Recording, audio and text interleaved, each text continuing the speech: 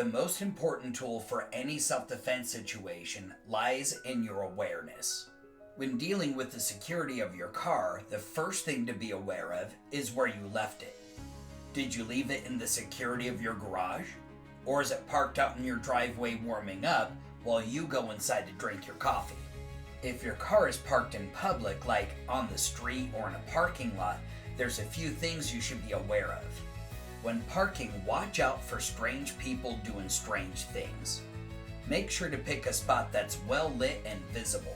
A dumpster or a large van parked next to you could prevent you from seeing potential threats or prevent others from seeing that you need help. When you get out of your car, swing your feet out first so that you can stand up with the car to your back. This will give you a great view so you can do a final security check before you leave your vehicle.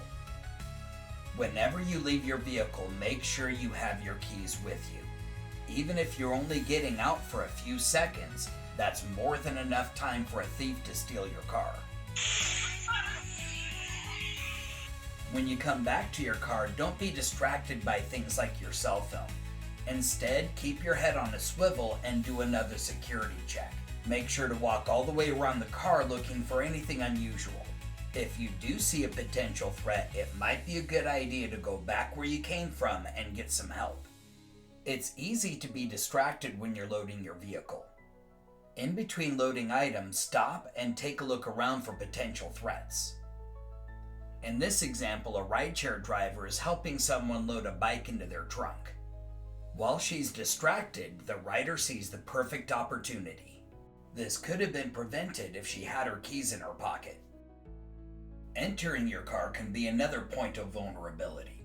You're stuck between the car and the car door with only one way out, and most people will enter the car head first, leaving them unaware of what's behind them. Approach the vehicle and put it at your back to open the door. That'll give you a good view of what's behind you. By sitting in the car butt first, you'll be able to address any threats. Once you've sat down, swing your feet in, close the door, and lock it. Then don't dilly-dally, make the priority driving away.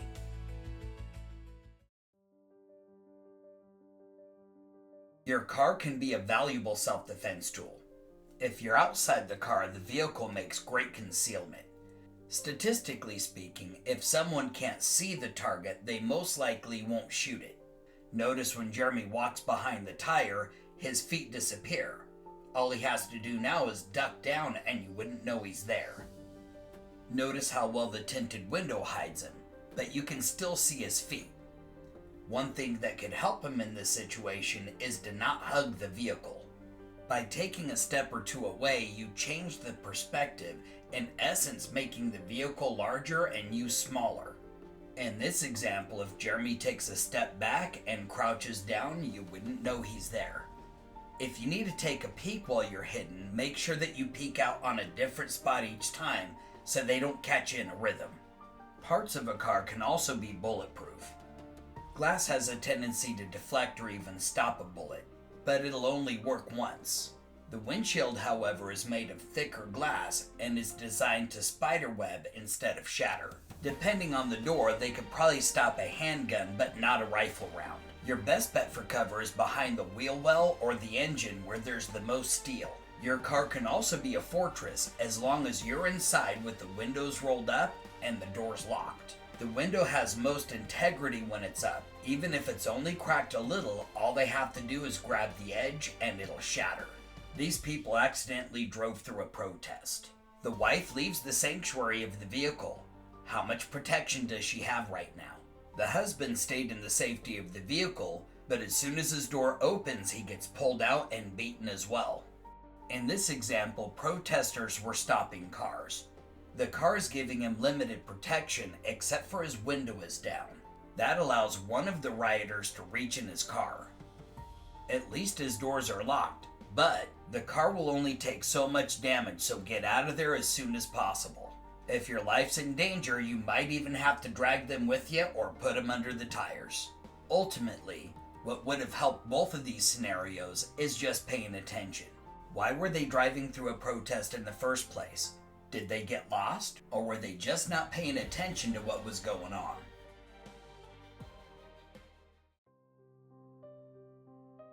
Have you ever thought about what you would carry with you in your car if you ever ran into trouble? And I'm not talking about the proverbial baseball bat in the trunk, because that's premeditation. We grew up in an area with a lot of snow, so our dad always emphasized that you should carry everything with you in your car that you're gonna need. Things like tire chains, a blanket, an extra jacket, maybe some granola bars or a trail mix. Those things might seem obvious, but here are a few things that you might not have thought about that could be essential if you find yourself in trouble.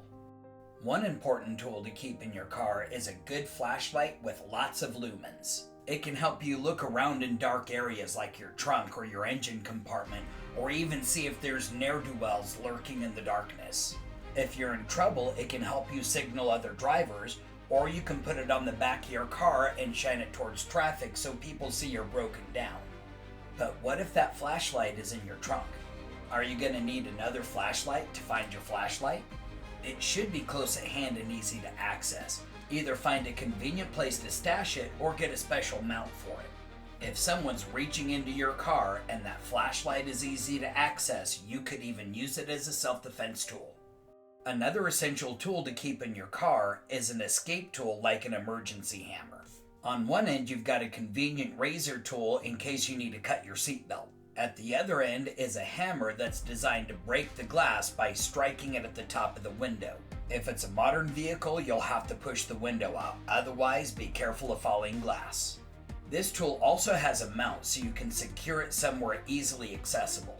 Now, imagine someone's reaching in your car to grab your steering wheel or your keys. What do you think this hammer would feel like on the back of their hand?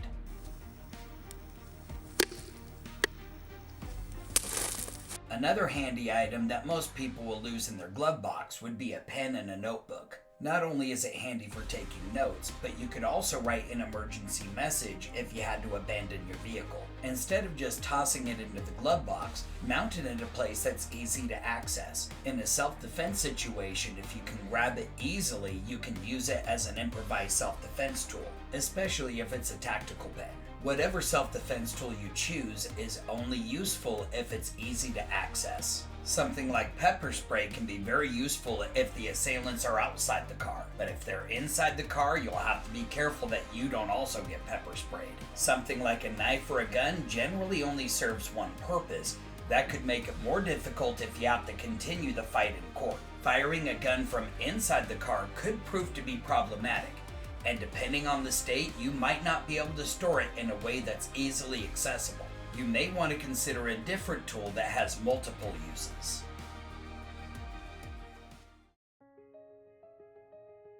Remember, awareness is the #1 tool for self-defense, so pay attention to where you're going and don't put yourself in danger. If you do find yourself in trouble, the vehicle is sanctuary. Don't get out of the vehicle and engage the road rager. You're not going to change his mind at the side of the road, and you don't know what they're capable of or what they brought with them. Instead, stay inside your vehicle with the windows up and the doors locked, and then get out of there. Start the engine, engage the transmission, and go. How quickly could you start your engine? Do you simply have to push a button, or do you still have to put a key in and turn it?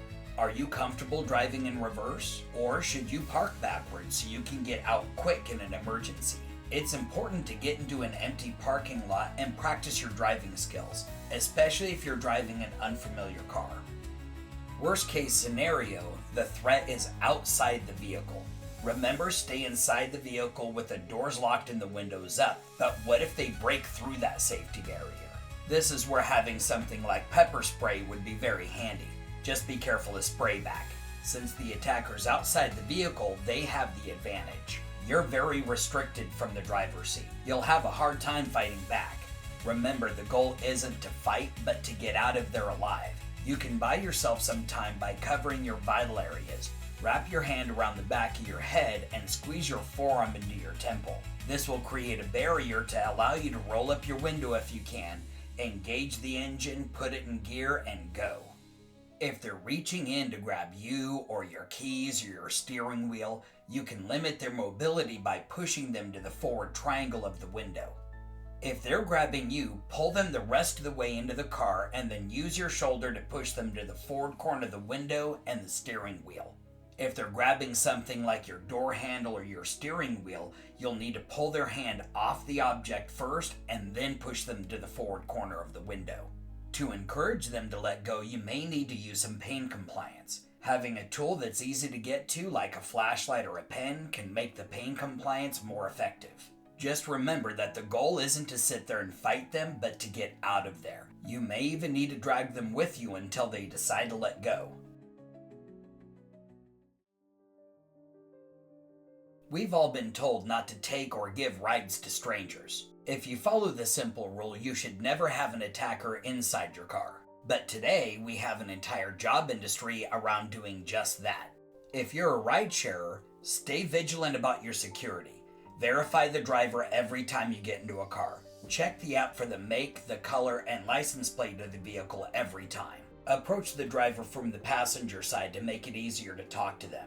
If something happens, you can use the center column as cover. As you're getting into the back seat, just quickly look for the child safety lock. If you're a driver, make sure you keep your windows up and your door locked. Roll down your passenger window to encourage the rider to approach from that side and verify their rider information. If you have to get out to help the rider, make sure to take the keys with you. This driver didn't identify the rider and left their car with the engine still running. Another layer of security would be a dash cam that records both inside and outside of the vehicle. Ultimately, trust your instincts. A lot of people who are a victim of crime say they felt that something was wrong, but they did nothing about it. If there is a threat inside the vehicle, get out. Don't let them take you to an alternate location. But you have to be able to protect yourself while you're doing it. If they're hitting you, protect your brain by covering the side of your head with your arm. If they're choking you, use both hands to gain control and then tuck your chin to your chest. While holding on, you'll have to let go with one hand to go for your self-defense tool or release your seatbelt and open the door. If you need help releasing their grip, try to grab a finger or use a self-defense tool. If they're pulling back when they choke you, the process is the same. Control the choke, release the seatbelt and the door, this time lean the chair back to get extra wiggle room. To make the escape, turn towards the door and duck under. You may even have to get out while the car is still moving, so make sure you've practiced your tumbling skills. Do you have an escape plan for your vehicle? How quick could you get out if you really needed to? At first, this rideshare driver wants the passenger out of the vehicle, but quickly he realizes he needs to get out. He's got the car in park with the door open, but he's so stressed he forgets to release his seatbelt. Here's a few things to think about to help you escape your car efficiently. If you can use both hands, one hand will focus on putting the car in park, releasing the seatbelt and grabbing the keys. The other hand will focus on releasing the steering column and opening the door. Finally, swing your feet out of the car so you can stand up and run.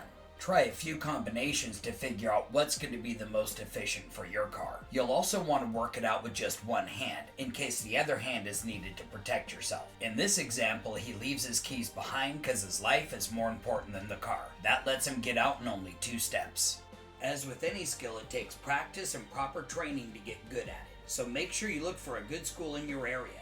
If you're in Southern Oregon, contact us for our locations and times. Thanks for watching our video. If you enjoyed it, like it, and make sure to share that with a friend. Click the subscribe button and then hit that notification bell so you can catch our next exciting video.